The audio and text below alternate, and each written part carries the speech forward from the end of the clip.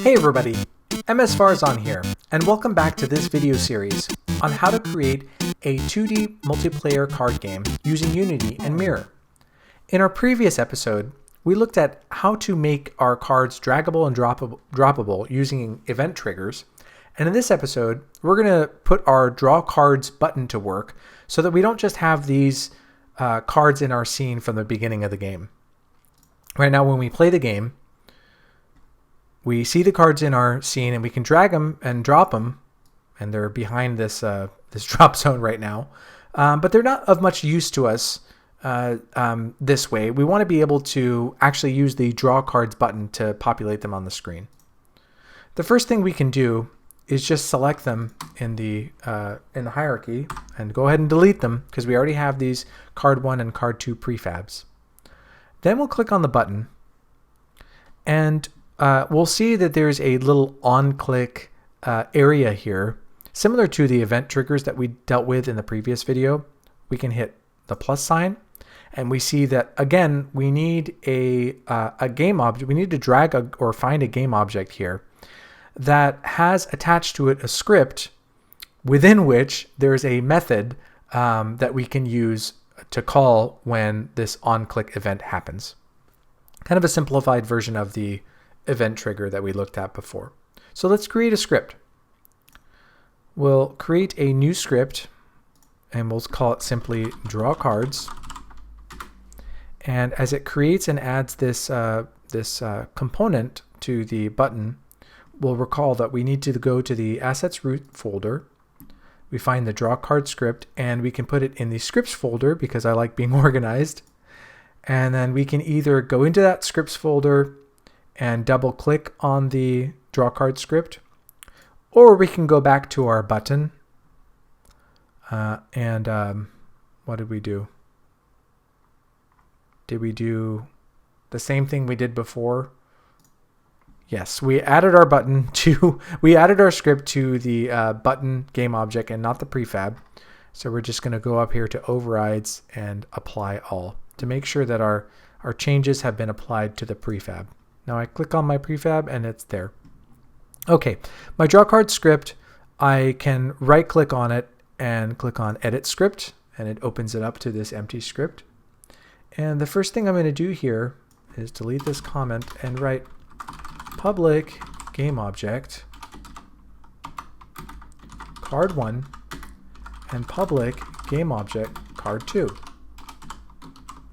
What this does after it saves and compiles is exposes these game objects, or they could be variables if you're doing something else, here in the inspector, and it allows me to drag and drop a card 1 prefab, or I could click on this little button here and find what prefab I wanted, or card 2 here, and that lets this script know, which is attached to the button, that when I say card 1 and card 2, I'm talking about these, when I say that in this script, I'm talking about these two prefabs that we dragged and dropped there. You might run into an issue here if I've seen a lot of questions about an error that says something about parenting a game object to a prefab is disabled for security reasons, and that just means that in this case, by doing this, you haven't dragged the appropriate type of object to the inspector. You might be thinking that you are doing it correctly by dragging a prefab here, but instead you really need to be dragging something from the inspector to this area. We don't really need to look at that right now, but just know that if you come up with an error similar to that, it probably has to do with which whether or not you've dragged a prefab or a game object to the inspector, and whether or not that's the appropriate thing to do at that particular point in time. We might encounter that ourselves, but if things get a little bit weird, that might be the reason. Okay, so I've specified which game objects I want to create. And then I'm going to add here a public void onClick. And this onClick method is public because we want to access it outside of the script. And within it, I'm just going to write a for loop. For integer equals int I equals 0, I is less than 5, I plus plus. And within the for loop, we'll say game object card, a private game object, is equal to instantiate card1 new vector 2 0, 0, and we see a little I love the Unity tools for Visual Studio as they show little tooltips of what are the arguments you might need, or how you could autofill whatever code you're writing.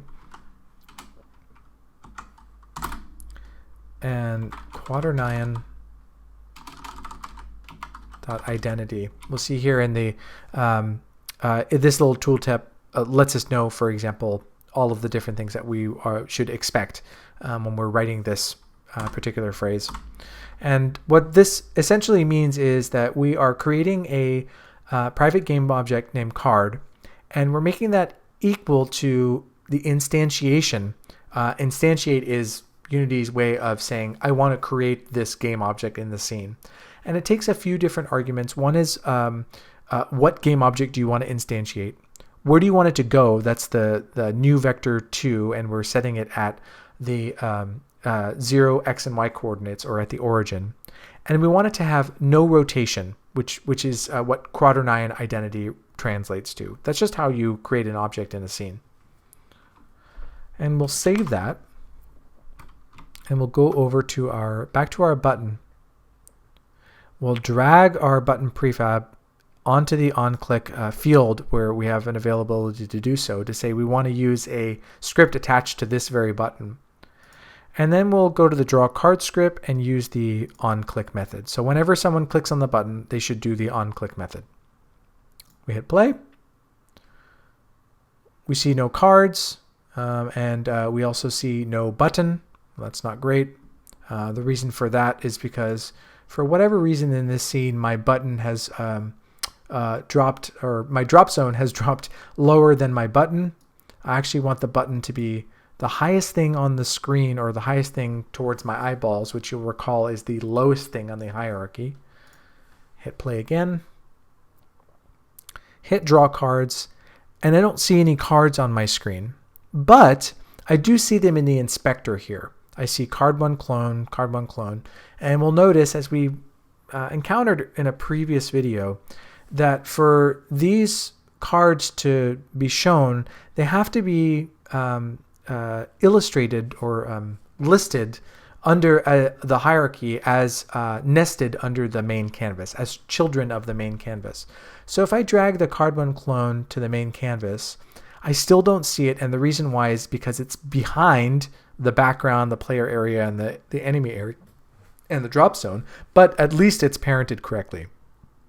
If I move it up, let's say below the drop zone here, I see it at the origin at 0, 0, and I can drag it and drop it around, and now it's fine. It's still underneath the button because, as you see, it's higher up on the hierarchy. If I were to drag the button above the card1 clone, then now it looks good.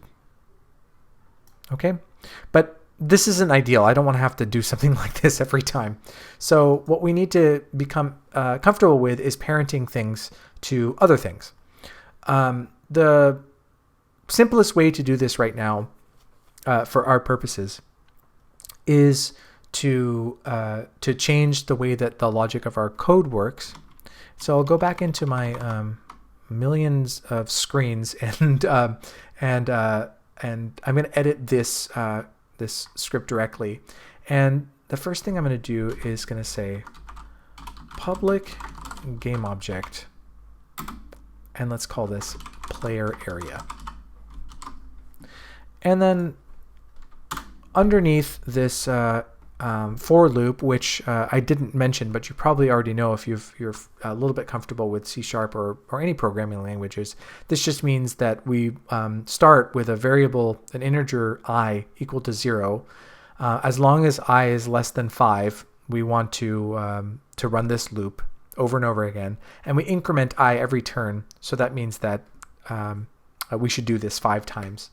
And for our card, what we want to do here is we want to say card.transform. You'll recall that the transform is the thing that governs game object's location and using the X, Y, and Z coordinates and all that kind of stuff. We would say card.transform set parent player area false. Let's take a look at a couple of these things. Actually, I want to do this so that you see the tooltip. So first thing is that it says that this method sets the parent of the transform, which is what we want. We want to set it to the transform of the player area, saying that like, okay, I'm playing, I click draw cards. I want those cards to go to my player area and be on top of everything.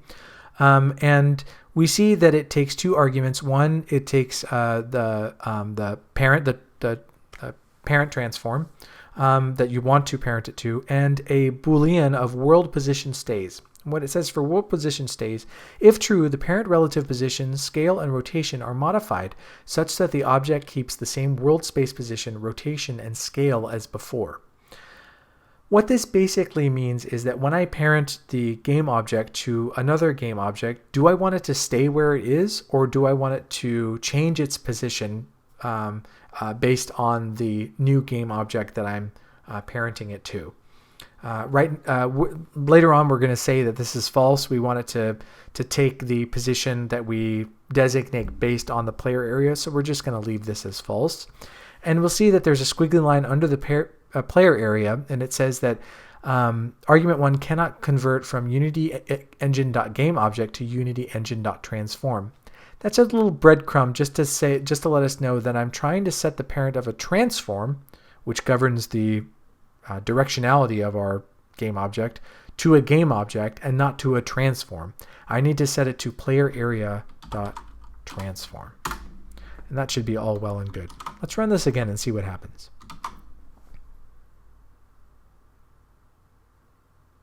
Okay, so I hit play. And I hit draw cards. And nothing happens. I get an error. And it says, the variable player area of draw cards has not been assigned. You probably need to assign the player area variable, which is a great bug to receive. That just means that we've done maybe half or 3/4 of the thing, but we never dragged a player area to this area which we did do with the card 1 and card 2. Now, if I try and drag this, well, let's just do it. I'll drag my prefab like I did before, and I hit play, and I hit draw cards. I get an issue here, which you may have encountered, and I've seen a lot of comments that this has happened to others trying to recreate this scenario. And it says, setting the parent of a transform which resides in a prefab asset is disabled to prevent data corruption. Well, this kind of makes sense. We're trying to set the parent of a card that we just created to something that doesn't actually exist in our scene. This is just a template here. We need to access the player area that's already in our screen. This one up here. When I do that and hit play,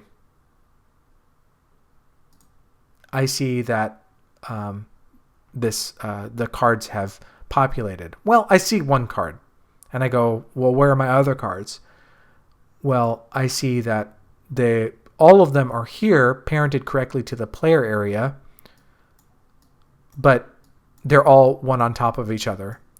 And also, they're underneath everything else. That's not ideal. We'll deal with the first issue in a later video where all the cards are one on top of one another. Let's just complete the circuit right now by making sure that when we drag them, they're still on top of everything. And this is the way we're going to do that.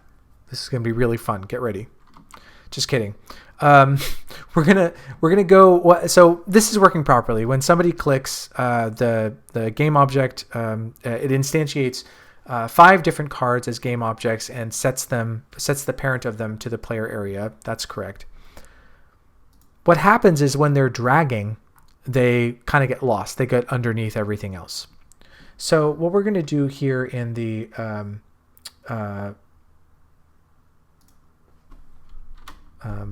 drag drop script is we're going to say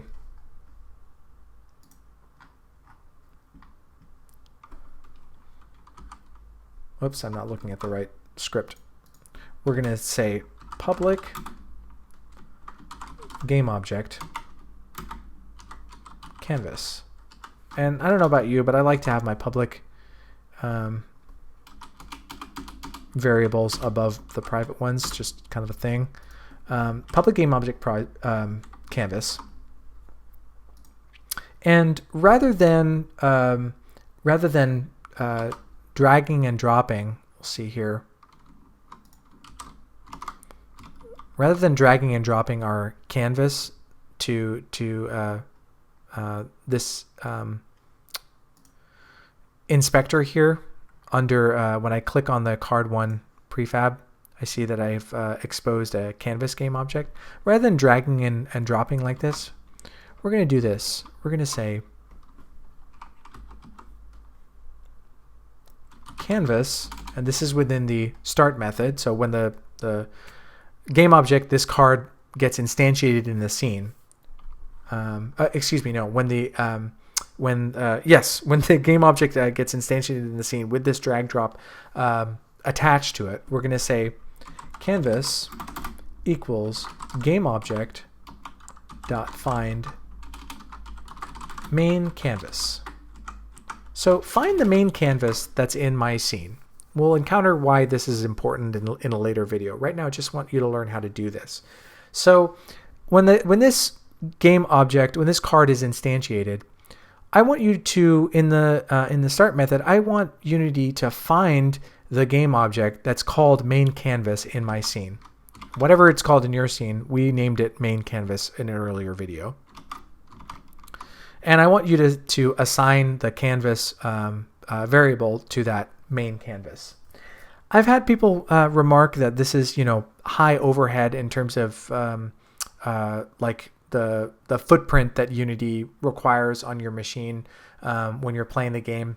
I haven't really noticed any big difference here. Maybe if you're doing this with like hundreds of game objects, it might make a difference. So you'll have to do this another way. But I really haven't seen an appreciable difference here. If you're making a different type of game, like a 3D game, maybe it would make an appreciable difference. But I really don't see a problem here for what it's worth. And then when during the update, when we say if it's dragging, right under our logic for where how it should follow, the game object should follow our mouse, we're going to say transform dot set parent canvas dot transform, and then we're going to say true. Remember, we said world position for the Boolean of world position stays, we said false because we wanted the world position to be governed by wherever the player area is, but we don't want anything to change here when someone's dragging the game object. We want it to keep its same position as we're dragging the game object. So now when the game object is being dragged, we set the parent to the canvas, and it should be on top of everything. Save our script, let it compile. And we hit play, and we draw our cards still on top of one another. We haven't fixed that yet. We drag, and now it's on top of everything. Now I want you to look at the left side of the screen. See how there's one card clone just at the bottom here, closest to our eyeballs? Watch this right here as I drag. The next one gets placed at the bottom, and then the next. And that just shows us that our code is working. Cool. So that pretty much wraps it up for this part of this episode. What we'll look at next is how to use grid layout groups to make sure that the cards are placed evenly among our player area, and also to make it so we have a grid layout group in our drop zone that allows us to drop cards into it and not anywhere else on the screen. If a player tries to drag and drop a card like in the enemy area, it'll go right back to the player area or anywhere else on the screen except for the drop zone. So stay tuned for that, and I hope this video has been helpful for you. If it has, please like it and subscribe to my channel. Be sure to also follow me on Twitter, and I'd love for you to check out my books and games. You can find them by following the link that I provided in the description for this video. We'll see you soon.